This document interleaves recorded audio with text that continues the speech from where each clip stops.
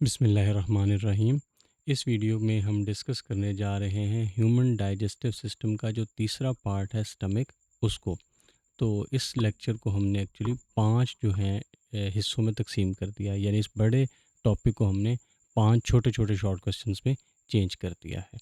तो सबसे पहले हम समझ लेते हैं कि स्टमक क्या है और ये कहाँ पर वाक़ है और इसकी साख़्त किस तरह की है, इसकी बनावट कैसी है।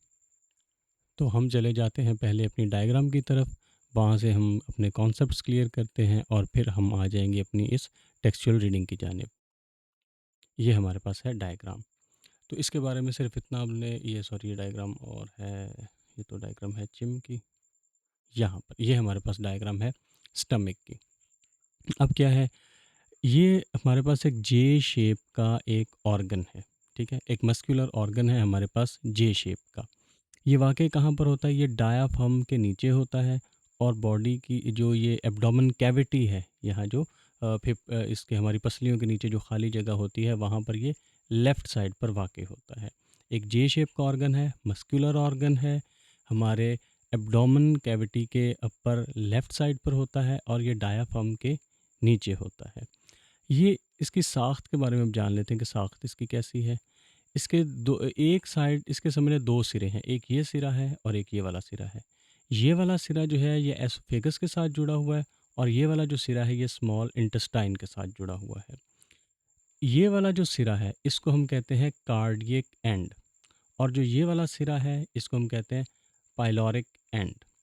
ये वाला सिरा एसोफेगस के साथ जुड़ा है, कार्डियक एंड जो है ये एसोफेगस के साथ जुड़ा हुआ होता है, जबकि पाइलोरिक एंड जो होता है ये स्मॉल इंटेस्टाइन के साथ जुड़ा होता है। अब इस सिरे पर एक चीज़ और होती है, वो होता है रिंग ऑफ मसल्स। मसल्स का एक रिंग होता है, एक मस्कुलर रिंग होता है, यानी कि एक पट्ठों का एक छल्ला सा बना हुआ होता है। जो ऊपर वाला जोड़ है इसको हम कहेंगे, जो यहाँ पर ये रिंग है इसको हम कहते हैं कार्डियक स्फिंक्टर। इस तरफ वाला जो जोड़ यहाँ पर जो रिंग बना हुआ है इसको हम कहते हैं कार्डियक स्फिंक्टर और जो नीचे बना हुआ है इसको हम कहते हैं पाइलोरिक स्फिंक्टर। ये वाला जो है रिंग, जो कार्डियक स्फिंक्टर है, इसका काम होता है कि जब कोई खुराक मैदे के अंदर आ गई है तो इसको दोबारा एसोफेगस में नहीं जाने देना, इसको दोबारा एसोफेगस में जाने से रोकना है। इसी तरह जो इस साइड पर रिंग होता है, जो होता है पाइलोरिक स्फिंक्टर, इसका ये काम होता है कि सारे की सारी खुराक जो है वो एकदम से मैदे से निकल के तो स्मॉल इंटेस्टाइन में ना चली जाए। तो इसका काम होता है इसको रोक के वक्तन फ़वक्तन ये ओपन होता है और यहाँ से जो है फूड जो है वो स्मॉल इंटेस्टाइन में जाती रहती है। तो सिर्फ इतनी हमारी साख्त है जो हमने इसके बारे में समझनी है। इससे अगला जो है वो इससे अगले शॉर्ट क्वेश्चन में समझेंगे। क्या है जी, कि हमारे पास एब्डोमेन कैविटी के अपर लेफ्ट साइड पर ही हमारे पास होता है स्टमक। जे शेप का ये ऑर्गन है, डायाफ्राम के नीचे है, 2 इसके सिरे हैं, एक सिरा कार्डियक एंड कहलाता है, दूसरा सिरा पाइलोरिक एंड कहलाता है। ये एसोफेगस के साथ जुड़ा होता है कार्डियक एंड, ये स्मॉल इंटेस्टाइन के साथ जुड़ा होता है। ये खुराक को एसोफेगस में जाने से रोकता है, ये दोबारा ये बहुत ज़्यादा मिकदार में यहाँ से निकल जाने से इसको रोकता है कि सारी की सारी ये स्मॉल इंटेस्टाइन में ना चली जाए। तो पाइलोरिक स्फिंक्टर जो होता है इसको वहाँ जाने से रोकता है। अब हम चले जाते हैं अपनी रीडिंग की जानिब। जी, सवाल हो जाएगा जी, व्हाट इज़ स्टमक? किस मैदा क्या होता है? A J-shaped stomach is located in upper left side of the abdomen cavity. Abdomen cavity की ऊपर वाली जानिब बाएं जानिब जो मैदा है ये वाक़ होता है, जो कि जे शक्ल का एक ऑर्गन है। मैदा एक जे शक्ल का ऑर्गन है जो एब्डोमेन कैविटी में ऊपर की जानिब बाएं तरफ वाक़ होता है। बिलो द डायाफ्राम, ये डायाफ्राम के नीचे मौजूद होता है, ठीक है? इस तरह से हमारे उर्दू मीडियम वाले बच्चे लिख देंगे। अच्छा, आगे क्या है जी? The part of stomach immediately after the oesophagus is called cardiac end. Stomach का वो हिस्सा जो एसोफेगस के फ़ौरन बाद होता है इसको कार्डियक एंड कहते हैं। While the part before small intestine is called pyloric and. जबकि जो हिस्सा स्मॉल इंटेस्टाइन से फ़ौरन पहले होता है उसे पाइलोरिक एंड कहते हैं। तो ये हमारी इबारत इस तरह से बन जाएगी, यानी जो ऊपर वाला है एसोफेगस के फ़ौरन बाद आता है वो कार्डियक एंड है और स्मॉल इंटेस्टाइन से जो फ़ौरन पहले आता है वो पाइलोरिक एंड है। तो इबारत इस तरह से बन जाएगी, मैदे का वो हिस्सा, एक मिनट हम जहाँ चले जाएँ, ओहो सॉरी सॉरी सॉरी, ये किधर चला गया, हाँ, मैदे का वो हिस्सा जो एसोफेगस के फ़ौरन बाद आता है वो कार्डियक एंड कहलाता है, जबकि मैदे का वो हिस्सा जो स्मॉल इंटेस्टाइन से फ़ौरन पहले आता है वो पाइलोरिक एंड कहलाता है। At the junction of oesophagus and stomach, oesophagus और मैदे के जोड़ पर देर इज़ अ स्फिंक्टर, ये एक स्फिंक्टर होता है। स्फिंक्टर क्या है जी? रिंग ऑफ मसल्स, यानी एक मसल्स का रिंग होता है। एसोफेगस और मैदे के जोड़ पर एक मसल्स का रिंग होता है कॉल्ड कार्डियक स्फिंक्टर, इसे हम कार्डियक स्फिंक्टर कहते हैं, या लोअर एसोफेगल स्फिंक्टर भी इसे ही हम कहते हैं। ठीक है, ये भी इसी का दूसरा नाम है, लोअर एसोफेगल स्फिंक्टर। अच्छा, ये काम क्या करता है जी? अच्छा, हम उर्दू मीडियम वाले बच्चों के लिए बता दें कि किस तरह से इबारत हो जाएगी। एक मिनट, हाँ, एसोफेगस और मैदे के जोड़ पर एक स्फिंक्टर यानी मसल्स का रिंग मौजूद होता है, इसे कार्डियक स्फिंक्टर या लोअर एसोफेगल स्फिंक्टर कहते हैं। ये इबारत बन जाएगी। It prevents food from flowing back from the stomach into the oesophagus, ये खुराक को दोबारा मैदे से एसोफेगस में जाने से रोकता है। Similarly, pyloric sphincter is present between the stomach and small intestine. इसी तरह मैदे और स्मॉल इंटेस्टाइन के दरमियान पाइलोरिक स्फिंक्टर वाक़ होता है या मौजूद होता है। तो उर्दू मीडियम वाले बच्चों के लिए जो इबारत लिखनी है वो भी अल्हम्दुलिल्लाह मैंने साथ इसके क्लियर कर दी। अब हम दोबारा चले जाएंगे अपनी डायग्राम की तरफ और नेक्स्ट चीज़ समझते हैं वो क्या है। इसमें हमने समझना है कि जो स्टमक है इसका फंक्शन क्या होता है, क्या काम ये करता है।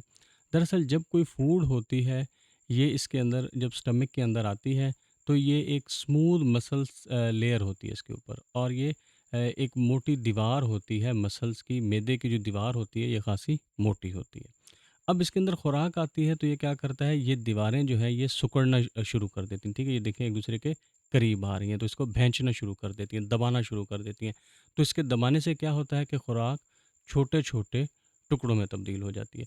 जब खुराक इसके अंदर आती है, थिक मस्कुलर टिश्यूज़ होते हैं वो कॉन्ट्रैक्ट करना शुरू कर देते हैं, खुराक को पीस देते हैं।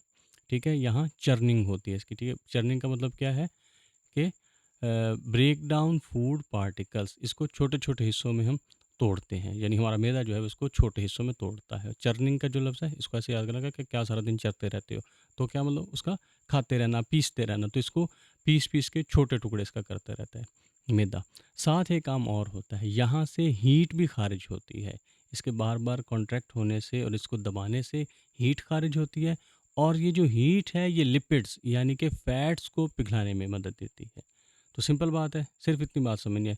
मैदे के अंदर खुराक आएगी, मैदा उसको दबाना शुरू कर देगा, दबा दबा के उसको तोड़ देगा, और इस दौरान हीट खारिज होगी, और हीट खारिज होने की वजह से जो लिपिड्स होंगे, जो चर्बी है वो पिघल जाएगी। ठीक है, फिलहाल इसमें इतना ही समझना है। इससे आगे जैसे जैसे हम चलते जाएंगे, चीज़ों को एक ही दफ़ा बोझ नहीं बना लेना, हम स्टेप बाय स्टेप चलते जाएंगे और आसानी से समझते जाएंगे। यहाँ पर हमने सिर्फ इतनी बात समझी है, मैदे में खुराक आएगी, मैदा उसको बार बार दबाएगा, छोटे छोटे टुकड़े कर देगा, साथ में हीट प्रोड्यूस होगी, और हीट जो है फैट्स लिपिड्स उनको पिघला देगी। अब हम इसकी रीडिंग कर लेते हैं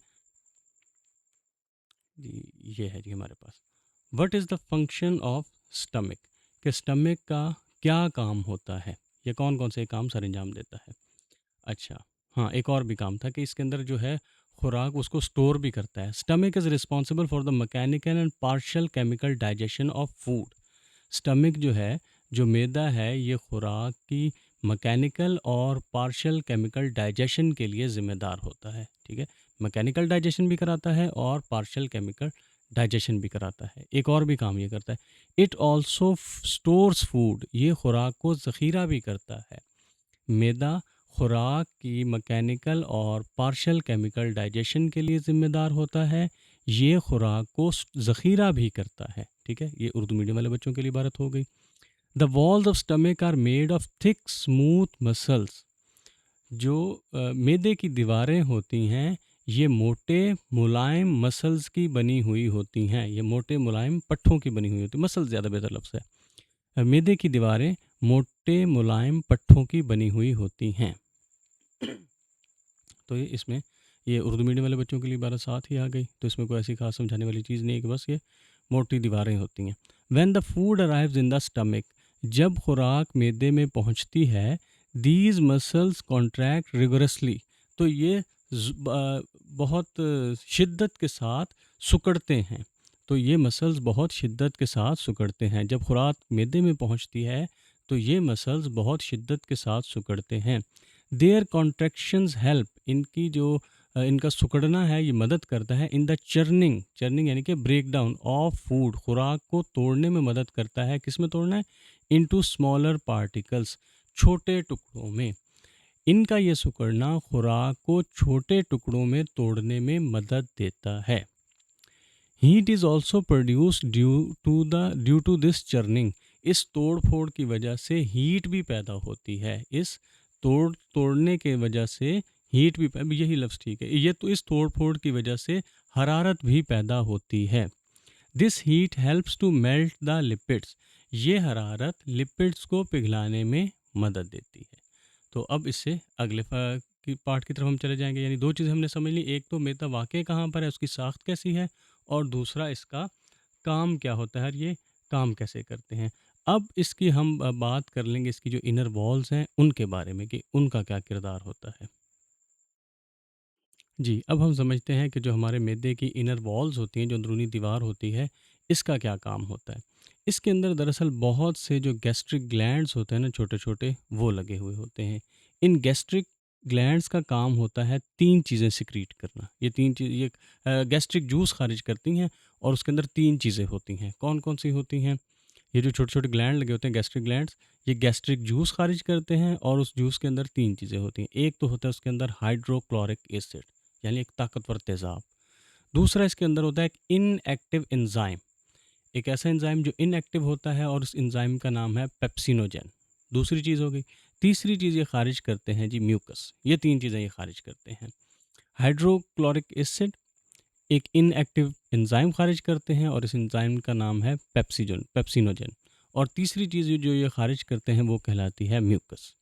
अब हाइड्रोक्लोरिक एसिड क्या करता है? ये जो मैदे ने खारिज किया है, इसका काम है, ये जो एंजाइम्स था ना इनएक्टिव, इसको एक्टिव करना इसका काम होता है। जब इसने इसको एक्टिव कर देना है तो अब इसने क्या करना है, इसने जाना है और जो हमारे जनाब प्रोटीन्स होंगे ना बड़े बड़े, इनको तोड़ के तो छोटे छोटे अमाइनो एसिड्स में चेंज कर देता है। तो इसका क्या काम होगा पेप्सिनोजेन का, कि इसने लार्ज प्रोटीन्स को तोड़ के छोटे छोटे अमाइनो एसिड्स में चेंज कर देना है, उनकी चेन बना देनी है। ये जो चेन होती है ये हमारे पास कहलाती है पेप्टाइड्स। लार्ज प्रोटीन्स को तोड़ के जो अमाइनो एसिड्स की चेन में कन्वर्ट कर दिया, जो ये चेन्स हैं ये हमारे पास कहलाती हैं पेप्टाइड्स। अच्छा, अब हमने इन दोनों का तो काम समझ लिया। हाइड्रोक्लोरिक एसिड का काम क्या है? एंजाइम को एक्टिव करना। और एंजाइम का काम क्या है कि उसने जनाब जो प्रोटीन है इसको अमाइनो एसिड की चेन्स यानी कि पेप्टाइड्स में कन्वर्ट कर देना है। अब हम पहले इसकी रीडिंग कर लें। एक चीज़ हमारी रह गई कि ये जो म्यूकस है ये क्या काम करती है इसके, लेकिन इसको हम अलग से डिस्कस कर लेते हैं। पहले हम यहाँ तक की रीडिंग कर लें। अच्छा जी। हाँ, सवाल जो है ये कई तरह से पूछा जा सकता है। ये भी सवाल हो सकता है कि what is the role of inner walls of the stomach, मैदे की अंदरूनी दीवारों का क्या किरदार होता है। या ऐसे भी पूछा जा सकता है, write a note on the role of pepsinogen in food digestion, कि खुराक के हज़म होने में पेप्सिनोजेन का क्या किरदार होता है, उसके ऊपर नोट लिखें। ठीक है, किसी भी तरह से सवाल पूछा जा सकता है। आपको सिर्फ उसका कॉन्सेप्ट क्लियर होना चाहिए और आप उसको लिख सकते हैं। इबारत भी आपको बता दी गई है, सवाल भी बता दिया गया है, फिर आप कॉन्सेप्ट भी आपके क्लियर होंगे, तो वो जिस तरह से सवाल पूछे उसी तरह से आपने उसको प्रेजेंट कर देना है। अच्छा, many small gastric glands present in the inner walls of the stomach. मैदे की अंदरूनी दीवारों में बहुत से गैस्ट्रिक ग्लैंड मौजूद होते हैं। स्क्रीट गैस्ट्रिक जूस, जो गैस्ट्रिक जूस खारिज करते हैं। इबारत इस तरह से बन जाएगी, मैदे की अंदरूनी दीवारों में बहुत से छोटे छोटे गैस्ट्रिक ग्लैंड्स पैदा होते हैं जो गैस्ट्रिक जूस खारिज करते हैं। It contains hydrochloric acid. अब वो जो जूस है जो उन्होंने खारिज किया है उसके अंदर एक तो हाइड्रोक्लोरिक एसिड होता है, an inactive enzymes enzyme pepsinogen, एक इनएक्टिव एंजाइम होता है इसके अंदर। इनएक्टिव की उर्दू हो जाएगी गैर फ़ाल एंजाइम होता है पेप्सिनोजन, एंड म्यूकस, और उसके साथ साथ म्यूकस होता है। इस जूस में हाइड्रोक्लोरिक एसिड, एक गैर फ़ाल एंजाइम पेप्सिनोजन और म्यूकस शामिल होता है। ठीक है, इस तरह से लिख देंगे। Hydrochloric acid converts pepsinogen into an active enzyme pepsin. जो हाइड्रोक्लोरिक एसिड है वो इस गैर फ़ाल एंजाइम पेप्सिनोजिन को एक फ़ाल एंजाइम पेप्सिन में कन्वर्ट कर देता है। ठीक है, पहले जो था हमारे पास, जब तक वो इनएक्टिव है तो हम उसको कहेंगे पेप्सिनोजन, जब वो एक्टिव एंजाइम में चेंज हो गया तो अब उसका नाम है पेप्सिन। तो इस तरह से इबारत बन जाएगी, हाइड्रोक्लोरिक एसिड गैर फ़ाल एंजाइम पेप्सिनोजिन को एक फ़ाल एंजाइम पेप्सिन में तब्दील कर देता है। अब है जी, pepsin breaks large proteins into shorter chains of amino acids. Pepsin जो है ये बड़े बड़े प्रोटीन को छोटी छोटी अमाइनो एसिड की चेन्स में तब्दील कर देता है, कॉल्ड पेप्टाइड्स, जिन्हें हम पेप्टाइड्स कहते हैं। पेप्सिन बड़े प्रोटीन्स को अमाइनो एसिड की छोटी छोटी चेन्स में तब्दील कर देता है, जिन्हें पेप्टाइड्स कहते हैं। एक और भी काम भी करता है जो हमारा हाइड्रोक्लोरिक एसिड होता है। Hydrochloric acid also kills pathogenic bacteria present in food. Hydrochloric acid खुराक में मौजूद बीमारियां फैलाने वाले बैक्टीरिया को भी ख़त्म कर देता है। ठीक है, जो हमारी खुराक में ऐसे बैक्टीरियाज होते हैं जो बीमारियां फैलाने वाले होते हैं, तो जो हमारा हाइड्रोक्लोरिक एसिड है वो उनको भी ख़त्म कर देता है। हाइड्रोक्लोरिक एसिड खुराक में मौजूद बीमारियां फैलाने वाले बैक्टीरिया को ख़त्म कर देता है। अब वो तीसरी चीज़ रह गई जो हमारे पास था म्यूकस, कि उसका क्या किरदार होता है वो हम देख लेते हैं। ये है जी वो पैदा होने वाली तीसरी चीज़ जो थी म्यूकस। हमारा जो मैदा है इसकी अंदरूनी दीवारों पर म्यूकस की एक तह होती है। इस तह का क्या काम होता है कि जो हाइड्रोक्लोरिक एसिड दरअसल पैदा हुआ होता है इसकी पीएच तकरीबन 2 के करीब है, यानी इंतहाई स्ट्रॉन्ग एसिड है ये इतना स्ट्रॉन्ग होता है कि ये मेटल तक को पिघला सकता है। तो फिर अगर ये ऐसे ही होता तो ये हमारे जो मैदे की दीवारें हैं उनको नुकसान पहुंचा देता। तो इस म्यूकस का ये काम होता है कि ये इसको न्यूट्रलाइज कर देता है और इसकी जो पीएच है उसको 7 तक ले जाता है, ताकि ये हमारे मैदे की दीवारों को नुकसान ना पहुंचा सके। तो म्यूकस का काम ये होता है कि इसने HCl को न्यूट्रलाइज करना होता है। अब हम इसकी रीडिंग कर लेते हैं। तो क्वेश्चन हमारा बन जाएगा, किधर गया ये जी कर्सर हमारा, हाँ, what is the role of mucus in inner walls of the stomach. मैदे की अंदरूनी दीवारों में म्यूकस का क्या किरदार होता है। The mucus forms a protective layer on the inner walls of the stomach. Mucus मैदे की अंदरूनी दीवारों पर एक हिफाजती तह बना देती है। Where it neutralises the HCl, जहाँ ये HCl को न्यूट्रलाइज करती है। म्यूकस मैदे की अंदरूनी दीवारों पर एक तह बना देती है जहाँ ये हाइड्रोक्लोरिक एसिड को या HCl को न्यूट्रलाइज करती है। So pepsinogen can not be activated and the walls are protected from break down. इसलिए पेप्सिनोजन एक्टिवेट नहीं होता और वो दीवारों को नहीं तोड़ सकता, क्योंकि इसकी हिफाजती तह की वजह से पेप्सिनोजन जो है वो एक्टिवेट भी नहीं होता और दीवारों की तोड़फोड़ भी नहीं करता, क्योंकि इस म्यूकस की वजह से। तो ये किरदार होगा म्यूकस का। HCl का और पेप्सिनोजन का हम पहले पढ़ के आ चुके हैं। म्यूकस का काम ये होता है कि इस HCl को न्यूट्रलाइज कर दे ताकि वो जो मैदे की दीवारें हैं उनको ना तोड़ फोड़ सके, आगे जाके जो भी एनर्जी है वो खुराक को हज़म करने में ख़र्च हो। अब इसका लास्ट पार्ट है जी, खुराक जो है ये हमारे कितनी देर हमारे मैदे के अंदर रहती है। जी, अब हम अपने जो इस क्वेश्चन है इसके लास्ट पार्ट की तरफ आ गए कि खुराक जो है ये कितनी देर तक हमारे मैदे के अंदर रहती है और यहाँ पर इसके साथ क्या होता है। खुराक तकरीबन 3 से 4 घंटे तक हमारे इस मैदे के अंदर रहती है और इसके साथ जो कुछ भी पीछे वाक़यात पेश आ चुके हैं, जो हम पीछे डिस्कस करके आए हैं कि यहाँ पर जब बोलस यहाँ पर पहुँचा है तो इसको दबाया गया है, दबाने के बाद इसके छोटे-छोटे टुकड़े किए गए हैं। फिर इसके अंदर जो है एंज़ाइम ख़ारिज हुआ और वो एचसीएल ख़ारिज हुआ। उन्होंने इसको और ज़्यादा और हीट पैदा हुई जिसने यहाँ पर मौजूद जो फैट्स थी, जो लिपिड्स थी, उनको पिघला दिया। अब ये सारा जो मटेरियल हमारे पास होता है, ये एक सूप की शक्ल इख्तियार कर लेता है। यानी अब ये जो सारे इसके अंदर वो गैस्ट्रिक जूसेस शामिल हुए, इसको दबाया गया, मसल कॉन्ट्रैक्ट हुए, इसको मैदे ने इसको छोटा-छोटा पीसा और जो हीट प्रोड्यूस हुई, उस सारे के बाद अब ये एक सूप की शक्ल इख्तियार कर लेता है और इस सूप को हम कहते हैं कायम, ठीक है? इसको चीमी नहीं पड़ना, ये कायम है, ठीक है? कायम हमारे पास अब मैदे में सूप की शक्ल में मौजूद होता है। अब ये यहाँ 3 से 4 घंटे रहता है। इसका ये वाला जो सिरा है, जो हमारे पास पेलोरिक स्फिंक्टर था, यहाँ पर इसकी मूवमेंट को कंट्रोल किया जाता है। ये बार-बार ओपन होता है और जब ये ओपन होता है तो हर बार इसमें से 5 से 15 एमएल तक जो कायम है वो यहाँ से निकल कर तो स्मॉल इंटेस्टाइन में चला जाता है। बस यहीं तक इसका समझना है कि 3 से 4 घंटे तक खुराक इसके अंदर रहती है और जो कुछ भी खुराक के साथ मामला हो चुका है, चाहे इसको दबाया गया है, सुकेड़ा गया है, इसके अंदर एचसीएल शामिल किया गया है, हीट प्रोड्यूस हुई है, ये सारा इसको कायम की शक्ल में कन्वर्ट कर देता है। और कायम जो है ये एक सूप लाइक मटेरियल होता है और ये वक्फे-वक्फे के साथ थोड़ा-थोड़ा जो है 5 से 10 एमएल कर के तो ये कायम जो है ये स्मॉल इंटेस्टाइन के अंदर मूव करता रहता है। बस इसमें हमने यहीं तक पढ़ना है। इससे आगे जब हम स्मॉल इंटेस्टाइन पढ़ेंगे तो फिर हम देख लेंगे कि इसके साथ स्मॉल इंटेस्टाइन में क्या होता है। अब हम इसकी रीडिंग की जानिब चले जाते हैं। अच्छा जी, ये है जी हमारे पास for how long does the food stay in the stomach and what happens with it here there. वहाँ इसके साथ क्या होता है, खुराक मैदे के अंदर कितनी देर तक रहती है और वहाँ उसके साथ क्या वाक़या पेश आता है। ठीक है, इस तरह से हो जाएगा हमारा सवाल। Food usually remains in the stomach for 3 to 4 hours. खुराक मैदे में तकरीबन 3 से 4 घंटे तक रहती है।